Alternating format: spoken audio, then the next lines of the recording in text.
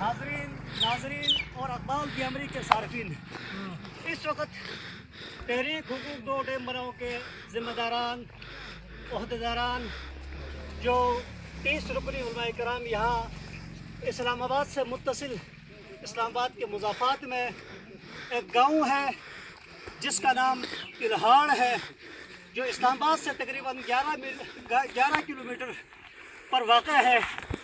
یہاں ہم اپنی ٹیم کے ساتھ آئے اور یہاں کے گھنے جنگلات اور یہاں کی اترائی چڑھائی آس پاس کا جو ایریا ہے وہ بالکل گاؤں دیہات ٹائپ کا ہے۔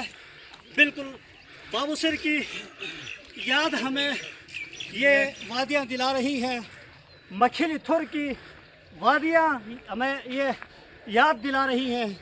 یہ اسلام آباد کے پہاڑ اور اسلام آباد کے گھنے جنگلات دیکھ کر ہمارا دل باغ باغ ہوا ہے۔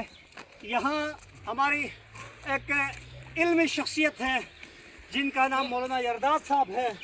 وہ اس پسماندہ گاؤں میں علمی سماجی اور دینی خدمات سے اس گاؤں والوں کو روشناس کرا رہے ہیں، اور یہاں کے جو مکین مولانا صاحب کی علمی خدمات اور دینی خدمات سے کافی مطمئن ہے۔ اور مولانا صاحب یہاں پر پارٹیسپیٹ میں بنین کا مدرسہ ہے، بنات کا مدرسہ ہے، اور حفظ کی کلاسیں بھی ہیں، اور بنین اور بنات کی کلاسیں بھی ہیں، جو یہاں اس گاؤں میں جو اسلام آباد سے چند کلومیٹر کے فاصلے پہ واقع ہے، یہاں دینی اور علمی خدمات سر انجام دے رہے ہیں۔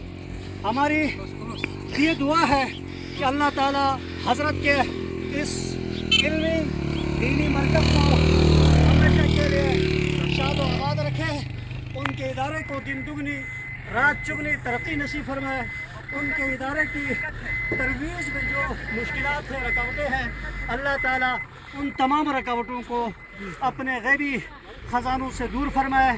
جو مشکلات مستقبل میں علمی حوالے سے دین کے پھیلانے کے حوالے سے جو مشکلات مولانا صاحب کے لیے ہیں، اللہ تعالیٰ ان مشکلات کو آسان فرمائے۔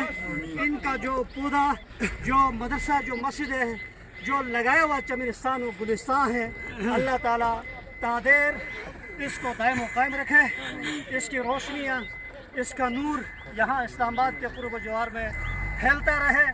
اللہ تعالیٰ ان کی غیبی مدد و نصرت فرمائے۔